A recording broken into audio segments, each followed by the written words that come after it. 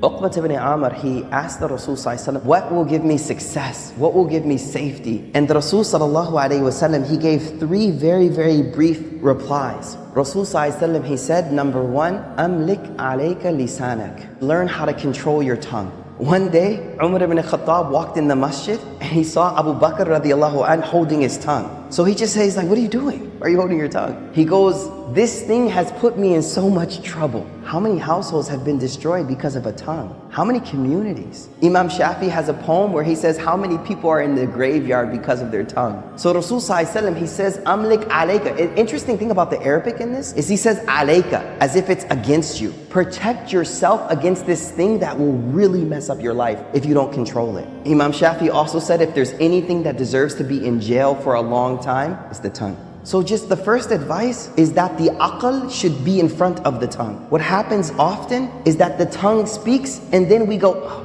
what did I just say? The reason a word is called a lafadh, in Arabic, lafadh just means to like throw something, right? Because it's like an arrow. Once you shoot it, you can't get it back. You say something to your daughter, your wife, your brother, your sister one time, the rest of their life they'll remember. You can apologize for 10 years, but it stays there. And that's why Imam Shafi says, the cut from the sword will heal, but the cut from the tongue will never heal. The way we learn how to speak, you know how when you have an infant, a toddler, and we celebrate speech, we're like, the first word, and then they never shut up after, right? So they say the same way we learned how to speak and we focus so much on how to speak, we also need to learn silence as well. You know, remember when we were small, we used to put kids in timeout. Timeout, don't say anything, just sit there quietly. I think a lot of us adults need some timeout, you know what I mean? So learn how to be quiet more, number one. Number two, Rasul sallallahu alaihi wasallam said, "Wal yasa'ka baytuk." Beautiful advice. Make your house enough for you. Meaning, make the house a place that you're comfortable being. Being there, being with your children there, being with your wife there, being with your family. Just make your house comfortable for you, enough for you.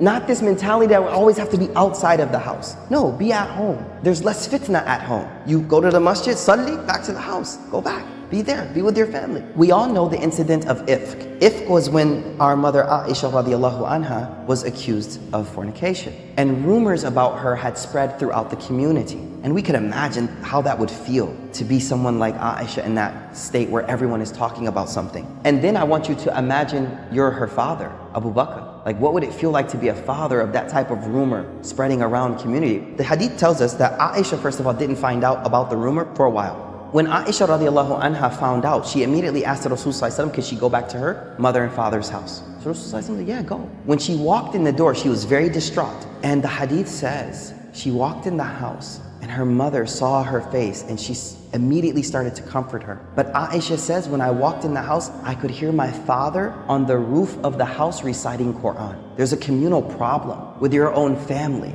But where is he at? He's on the roof of his house, وَلْيَسَعْكَ بَيْتُكَ, and he's reciting Quran. Now that doesn't mean he didn't do anything to try to fix it, but I think sometimes we need to realize that sometimes the most I can do is focus on my relationship with Allah. And that's what he was doing. He wasn't being not active. He was saying, you know what? Maybe this is out of my hands and maybe I need to focus on my relationship with Allah. The third advice that Rasul sallallahu alaihi wasallam says, now this is important. Where's our mental focus at? What are we focusing on in life? Rasul sallallahu alaihi wasallam, he wants to direct our priorities.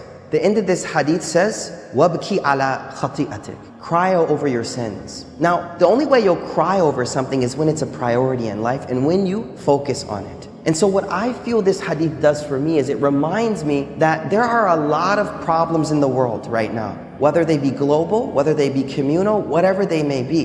But the thing that my heart should be primarily preoccupied with are my sins. How many of you have actually today thought over your sins? I think if we were honest, only a few of us may have actually sat and thought over them, let alone cry. See, we won't cry over them unless we actually take the first step and mentally prioritize them and think about them. One of the major problems we have is we're focusing on other people's uyub and not our own faults. So let your own faults preoccupy you from the faults of other people. Focus on your own ma'asi, your own sins. So 3 things. Number 1, let's control our tongue. Think about what we say. Number 2, be comfortable at home. Number 3, focus on your sins. Go to sleep, think of what did I do today? And say, Ya Allah, there's a lot I did wrong today. Wrap that up. Don't go to sleep with that staying there. Don't go to sleep with those sins just sitting there. No, before you go to sleep, do that tawbah, clean those out, inshallah. May Allah subhanahu wa ta'ala